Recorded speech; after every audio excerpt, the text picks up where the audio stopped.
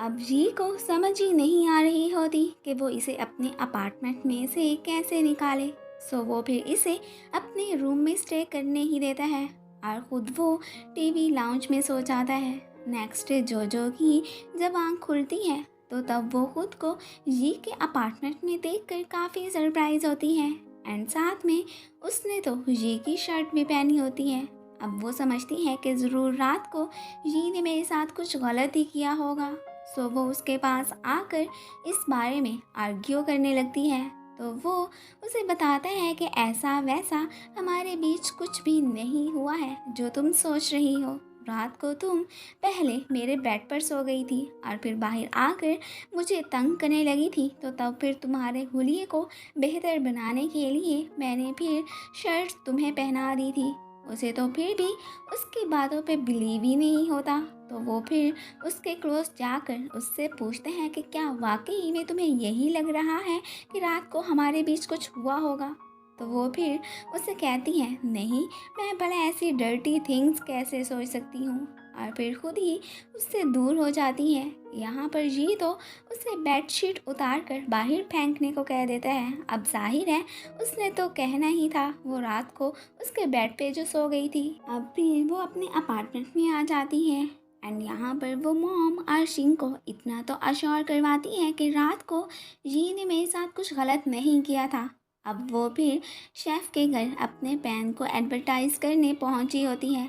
वो घर पर नहीं होता तो फिर उनका छोटा बेटा उसके लिए डोर ओपन करता है। शेफ़ बहुत बिजी होने की वजह से अपने बेटे के लिए खाना भी नहीं बना पाता था, तो फिर उसे हंग्री देखकर वो उसके लिए खाना बनाने का सोचती है। उधर रूम में मॉम जोजो की डायरी देख चुकी होती हैं और उसमें वो उसके बॉयफ्रेंड की फ़ोटो देखकर काफ़ी खुश हो जाती हैं कि चलो इसका कोई लवर भी है। जोजो ने क्यूट से बच्चे के लिए खाना बना भी लिया था और तभी यहाँ पर फिर शेफ़ भी अपने वर्क से घर आ गया होता है और उसे छोड़ने जी ही आया होता है। खैर घर में वो तो जोजो के साथ अपने बेटे को देखकर थोड़ा गुस्सा हो जाता है और अपने बेटे को डांटने लगता है कि तुमने स्ट्रेंजर्स को घर क्यों आने दिया। फिर जोजो उन्हें एक्सप्लेन करती है कि मैं जस्ट यहाँ पर एडवर्टाइजमेंट के सिलसिले में ही आई थी और ऊपर से जब आपके बेटे को देखा कि उसे भूख लगी है तो फिर जस्ट मैंने उसके लिए खाना ही बनाया था।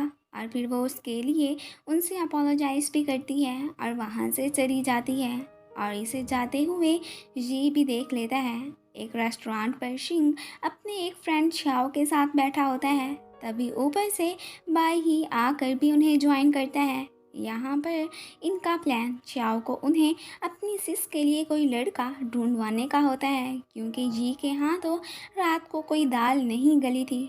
अब यहीं पर ही जोजो भी आ जाती है, तो ये दोनों शाओ को जोजो के बारे में बताते हैं और फिर उसकी नज़रों से बचते हुए वहाँ से चले जाते हैं। अब शाओ को तो जोजो काफ़ी पसंद आई थी और वो यहाँ पर उसकी ड्राइंग भी बनाने लगता है। जोजो को तो यहाँ पर फिर से अपने एक्स बॉयफ्रेंड के ख्यालात ही आने लगते हैं और फिर यहाँ पर शाओ को भी देख लेती है। खैर फिर उसे इग्नोर कर देती है। दूसरी तरफ होटल में डिंग की एंट्री हो चुकी होती है और वो यहाँ पर रहने के लिए ही आई थी। जोजो तो उसे यहाँ देखकर काफ़ी शॉक होती है एंड फिर हमें पता चलता है कि जी और डिंग तो एक्चुअली में कॉलेज के फ्रेंड्स हैं और वो पहले जी को लाइक करती थी और अब यहाँ पर वो उसका ऑर्डर हासिल करने ही आई थी। खैर यहाँ पर वो तो जोजो को काफ़ी तंग भी करती है, उससे मुख्तलिफ़ किस्म की डिशेस मंगवाती है, बट फिर ये कहकर वो डिशेस नहीं खाती कि ये मुझे पसंद नहीं आई हैं। अब जोजो को तो पता चल जाता है कि ये जस्ट मुझे इरिटेट करने के लिए ही ऐसा कर रही है। अब फिर जब रूम सेलेक्ट करने की बारी आती है तो तब भी वो कुछ ऐसी ही हरकतें करती है और जोजो को बहुत से रूम्स में फिराती है, क्योंकि उसे तो अब फिर कोई रूम ही पसंद नहीं आता। इस बात से वो इरिटेट होकर फिर आगे से बोल भी पड़ती है, तो डिंग फिर उसे सॉरी बोलने को कहती है। वो नहीं बोलती तो उसकी जगह पे जी उससे अपोलोजाइज़ करता है।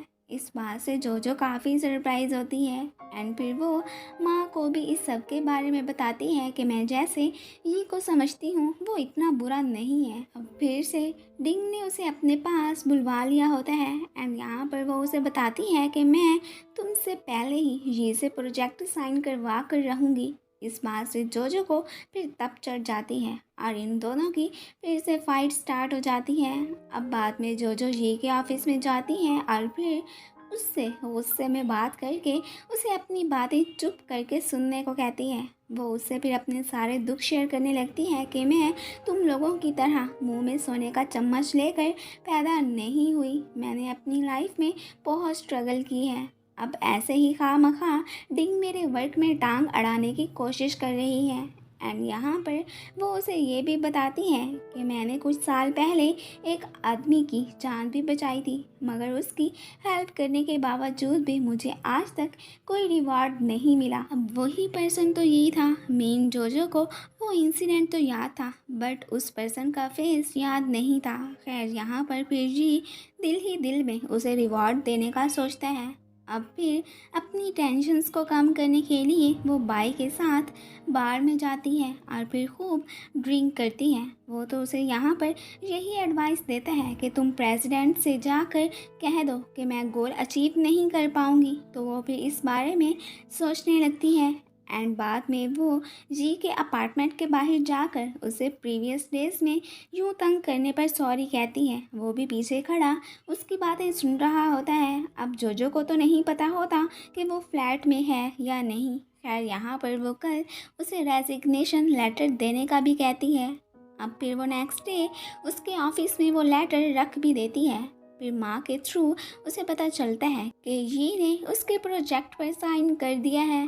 तो वो इस बात से बहुत खुश होती है एंड यहाँ पर वो समझती है कि ये शायद शेफ़ की वजह से हुआ है। उसने चाहे मुझ पे गुस्सा किया था बट वो दिल का बहुत अच्छा इंसान लगता है। उसी ने मेरी सिफारिश ये से की होगी। वो फिर उसके पास जाकर उसे थैंक्स भी कहती है बट उसे तो समझ ही नहीं आ रही होती कि ये मुझसे आखिर थैंक्स क्यों कह रही है। खैर वो फिर आगे से कुछ नहीं बोलता और बाद में ये उसे बता देता है कि मैंने तुम्हारे रेजिग्नेशन लेटर पर भी साइन कर दिया है। इस बात से वो तो और भी खुश हो जाती है एंड रात को वो उसे अपने साथ डिनर करने के लिए कहती है एंड यहाँ पर वो तो उसके साथ मिलकर फ्लोर्स भी चेक करती है कि ये फ्लैट है या नहीं। खैर इन्हें ये बच्चगाना हरकत करते डिंग भी देख लेती है बट वो फिर इन्हें कहती कुछ नहीं।